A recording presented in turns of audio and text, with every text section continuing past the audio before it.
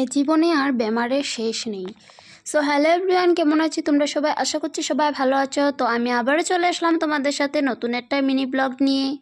সকাল সকাল উঠে চা খেয়ে নিয়েছি, তো রান্নাবাড়া করবো না আজকে, সব কিছু ধোয়াধুয়ি করলাম, তার জন্য দেরি হয়ে গেল। তার জন্য এই যে দেখো এখন দুপুরবেলা রান্না করছি। তো এই যে সবজিটা প্রথমে কেটে নিলাম, তারপরে এই বাসনগুলো ধুয়ে স্নান করে চলে আসলাম রান্না করতে। আজকে রান্না করছি পটল আলু দিয়ে পাঁপড়ের তরকারি, আর বানাচ্ছি এটা কি তোমরা কি বলো জানি না, ভুল ভাজা।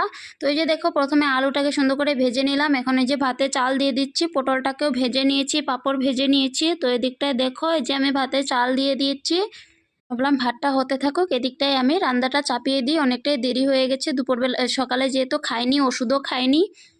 আজকে থেকে আমাদের নিরামিষ শুরু হলো, কারণটা হলো আমার বেমার হয়েছে একটা, যার জন্য আমি ওষুধ দিচ্ছিলাম, তার জন্য আমাকে নিরামিষ খেতে হবে। তো এই যে দেখো আমি আজকে থেকে নিরামিষটা শুরু করছি, 21 দিন নিরামিষ খেতে হবে, তার জন্যই বললাম বেমারের শেষ নেই আমার জীবনে।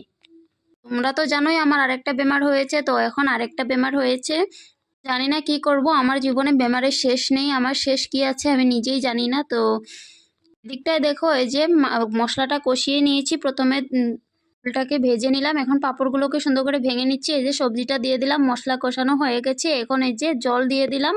তো জলটা ফুটতে থাকুক, ততক্ষণে আমি একটা কাজ করে নিই কয়েকটা। বাবু তো এখন ঘরে নেই, তার জন্য তাড়াতাড়ি রান্না করে নিচ্ছি, যে আমার রান্না বাড়া শেষ। তো চলো পরে দেখা হচ্ছে তোমাদের সাথে নেক্সট ভিডিওতে।